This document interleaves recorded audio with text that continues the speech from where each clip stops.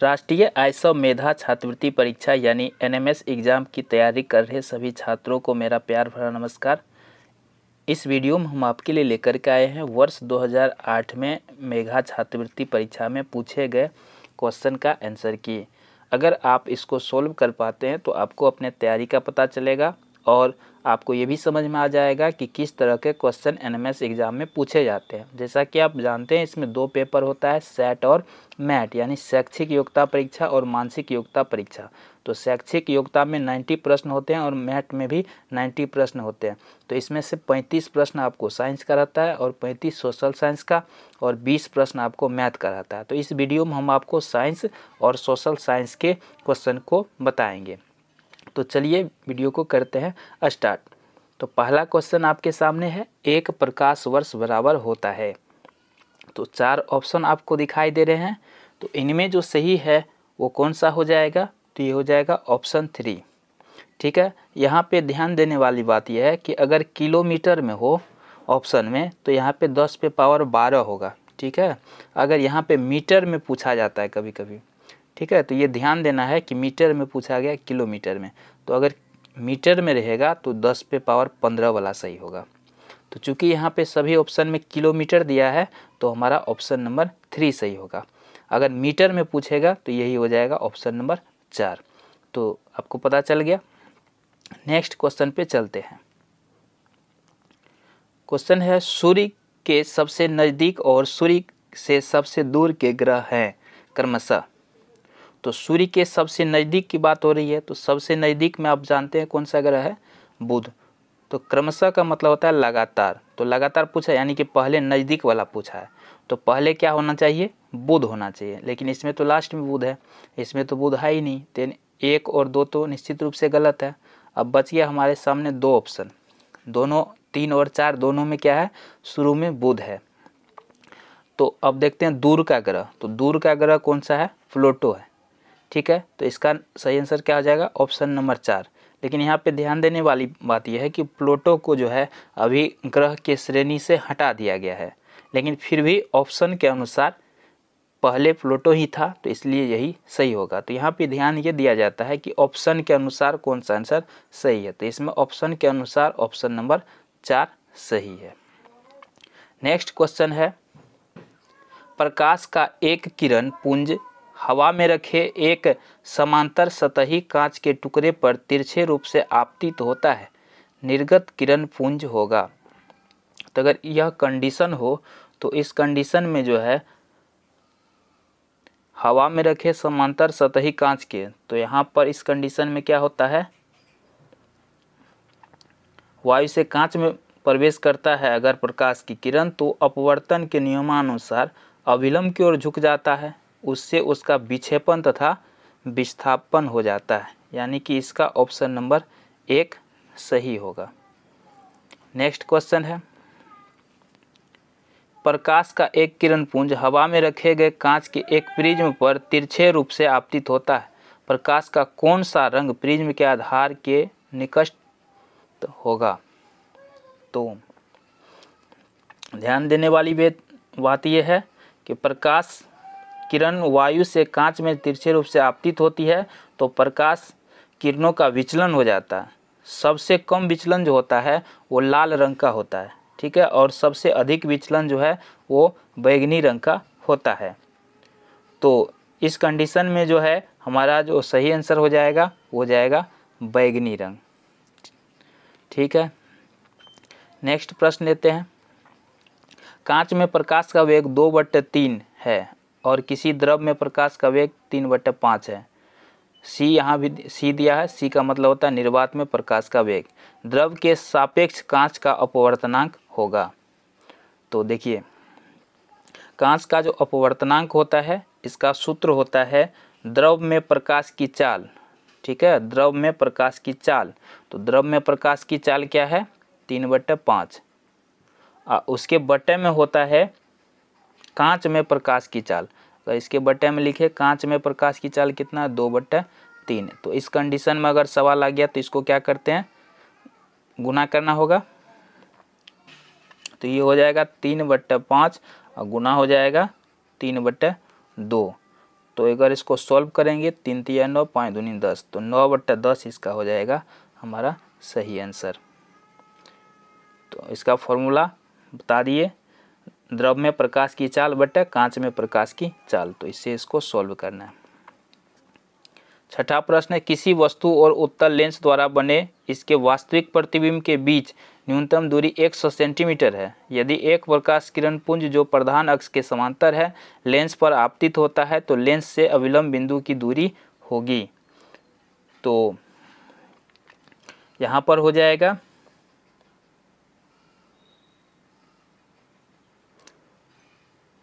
छठा प्रश्न है, इसका जो सही आंसर हो जाएगा वो हो जाएगा हमारा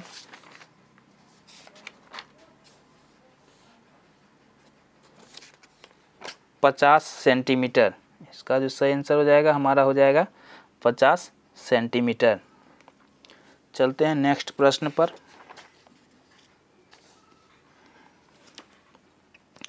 आप निम्नलिखित में से किसी शब्दावली के पेज पर बहुत छोटे छोटे छपे अक्षरों को पढ़ने के लिए चुनना पसंद करेंगे। तो बहुत छोटा छोटा अक्षर है तो उसको अगर बड़ा करना है तो हम लोग क्या कर सकते हैं, 20 सेंटीमीटर वाला फोकस दूरी का उत्तल लेंस ले सकते हैं। उत्तल लेंस में ये बड़ा हो जाएगा तो आराम से इसको हम लोग देख सकते हैं। क्योंकि उत्तल लेंस में बड़ा करके देख सकते हैं तो यहाँ पे 2 ही ऑप्शन है उत्तल लेंस वाला, एक तो पहला और एक तीसरा। तो यहाँ 5 सेंटीमीटर वाला लेंगे तो इसमें उतना अच्छा नहीं दिखाई देगा, तो क्या करेंगे 20 सेंटीमीटर वाला ले लेंगे। तो ऑप्शन नंबर 1 सही। 8वां प्रश्न है, एक वोल्टेज सेल बदलता है। तो वोल्टेज सेल जो होता है ना वो रासायनिक ऊर्जा को विद्युत ऊर्जा में बदलता है। ठीक है, तो इसका ऑप्शन नंबर 2 सही हो जाएगा। 9वां प्रश्न है, यदि हम एक चुंबकीय छड़ को 2 बराबर भागों में काटते हैं तो हम पाएंगे कि ये चुंबकीय छड़, अगर इसको हम 2 भाग में अगर काटेंगे तो एक हो जाएगा नॉर्थ और एक हो जाएगा साउथ, यानी उत्तरी भाग और दक्षिणी भाग। तो दोनों का तो सेम ही रहेगा, 2 अलग अलग भाग हो गए। तो इसमें हो जाएगा 2 छोटे चुंबक उत्तरी और दक्षिण ध्रुव दोनों के साथ साथ होंगे। अगला प्रश्न है, लेक्लांसे सेल का धन इलेक्ट्रोड बना होता है। तो इसका जो धन इलेक्ट्रोड बना होता है वो बना होता है कार्बन का। ठीक है, इसको तो याद ही रखना पड़ेगा। एक चुंबकीय सुई एक लंबे सीधे तार के ऊपर रखी है। यदि विद्युत धारा को इस तार से प्रभावित किया जाए तो चुंबकीय सुई पर क्या प्रभाव पड़ेगा। तो यहाँ पर क्या हो जाएगा, चुंबकीय सुई धारा के प्रवाह के कारण विक्षेपित हो जाएगा। तो ऑप्शन नंबर इसका 2 सही है। अब चलते हैं रसायन शास्त्र के क्वेश्चन पर। 11 प्रश्न आपको फिजिक्स से पूछा गया था। अगला प्रश्न, तरल अमोनिया एक ईंधन है। तो तरल अमोनिया एक ईंधन है, इसका उपयोग कहाँ करते हैं हम लोग, रॉकेट में किया जाता है। तो याद रखना, तरल अमोनिया का उपयोग रॉकेट में किया जाता है। अगला प्रश्न लेते हैं, मोमबत्ती के लौ के 3 भाग होते हैं। सबसे ऊपरी भाग पीला, मध्य भाग नीला और भीतरी भाग काला होता है। इसके संबंध में कौन सा सही है। तो यहाँ पे 4 ऑप्शन है, तो देखते हैं कौन सा इसमें सही है। तो ऑप्शन के अनुसार इसमें से हो जाएगा, क्या होता है, नीला भाग जो होता है सबसे ज़्यादा गर्म होता है। ठीक है, तो नीला भाग क्या होता है, सबसे अधिक गर्म होता है। तो नीला भाग कहाँ होता है, मध्य भाग में होता है। ठीक है, यहाँ पे दिया था मध्य भाग क्या होता है, नीला होता है, और नीला भाग सबसे अधिक गर्म होता है। तो ये हो जाएगा मध्य भाग।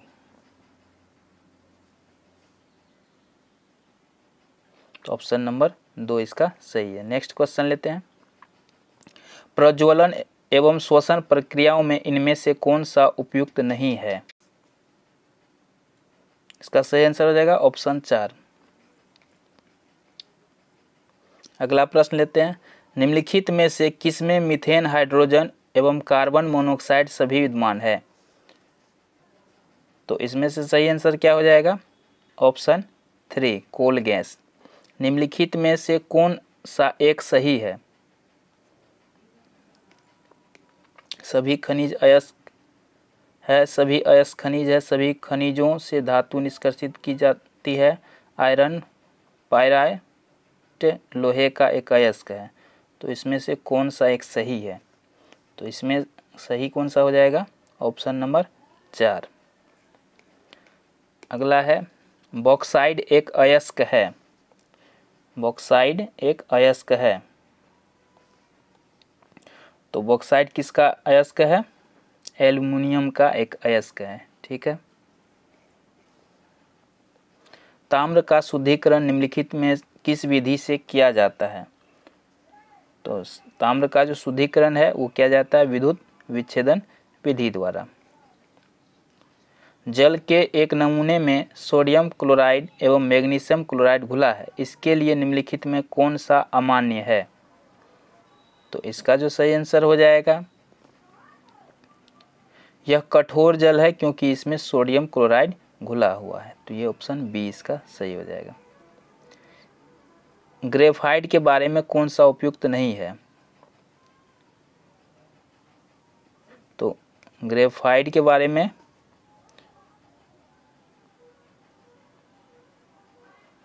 यह कठोर तथा स्नेहक जैसा प्रयुक्त नहीं किया जा सकता। तो ये गलत है क्योंकि इसका उपयोग स्नेहक के रूप में होता है। तो इसका ऑप्शन नंबर 4 हो जाएगा। अगर आप इसका PDF चाहते हैं तो हमारे टेलीग्राम ग्रुप को ज्वाइन कर सकते हैं। अमोनियम क्लोराइड के लिए कौन सा सत्य है?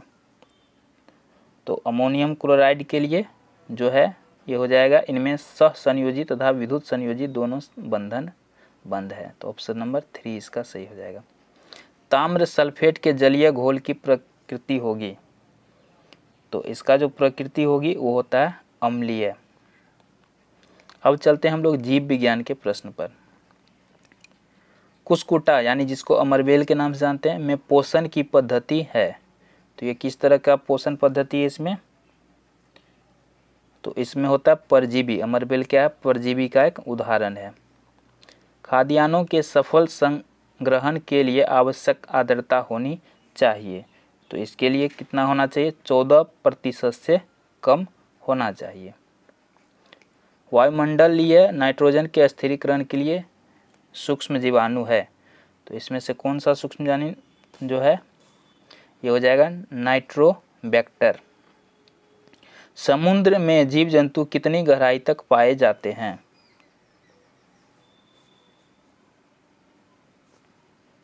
समुद्र में जीव जंतु कितनी गहराई तक पाए जाते हैं? तो समुद्र में जो है जीव जंतु कितना गहरा तक मिल सकता है? ये मिल सकता है इनमें से कोई नहीं, इसका कोई निश्चित नहीं है। जल एक भौतिक संसाधन है, रासायनिक संसाधन है, जैविक संसाधन है, प्राकृतिक संसाधन है। तो इसका जो सही आंसर हो जाएगा वो होगा प्राकृतिक संसाधन है। अगला है किस रसायन की उपस्थिति के कारण रक्त का रंग लाल होता है? तो ये तो आप सभी जानते हैं, इसका आंसर आप लोग कमेंट्स करके बताएंगे। विटामिन सी की सर्वाधिक मात्रा वाला फल है। तो विटामिन सी सबसे ज़्यादा किस में होता है? तो ये होता है आंवला में। एड्स रोग के लिए उत्तरदायी कारक है। तो एड्स के लिए इनमें से कौन सा हो जाएगा? विषाणु के कारण होता है ना। निम्न में किसको स्वच्छ ईंधन की संज्ञा दी गई है? तो स्वच्छ ईंधन किसको कह सकते हैं इसमें से? मीथेन को। नेक्स्ट क्वेश्चन है केंद्रीय संयुग्मन के द्वारा होने वाले प्रजनन की प्रक्रिया होती है। तो ये कैसा होता है? लिंगी प्रजनन होता है। पादप कोशिका में पाए जाने वाला सबसे बड़ा कोशिकांग है। बार बार ये क्वेश्चन पूछा जाता है। तो यह है न्यूक्लियस यानी ऑप्शन नंबर 2। जीवाणुओं को रंगने की विधि की खोज करने वाले वैज्ञानिक थे। तो ये थे लुवेनहॉक। नेक्स्ट क्वेश्चन है पृथ्वी पर पहुंचने वाली कुल सौर ऊर्जा का कितना अंश हरे पौधे द्वारा प्रयोग होता है? तो 0.5%। अब चलते हैं सामाजिक विज्ञान के प्रश्न पर। इतिहास के प्रश्न को लेते हैं। भारत में अंग्रेजों द्वारा सर्वप्रथम किस किले को बनाया गया वह किला है? तो इसको सेंट जॉर्ज ने बनाया था।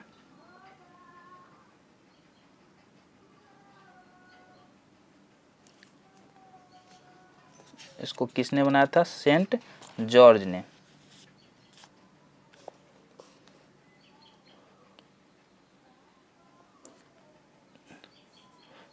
चलिए अगला प्रश्न लेते हैं।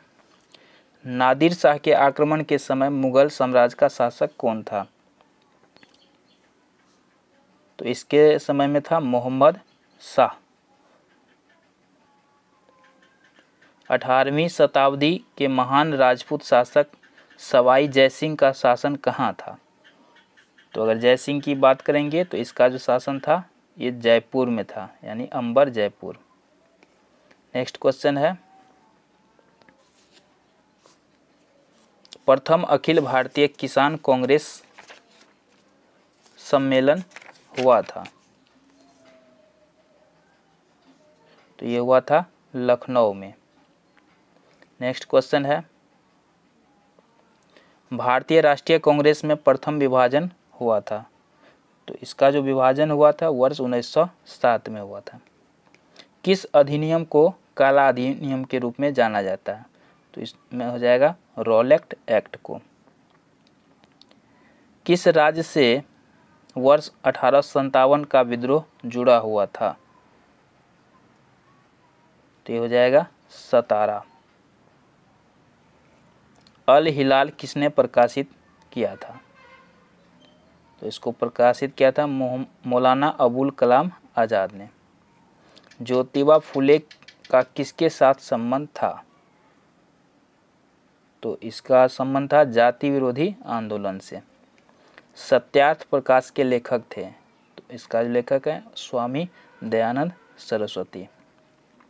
वर्ष 1937 में गठित कांग्रेस मंत्रिमंडल ने कब त्यागपत्र दिया था?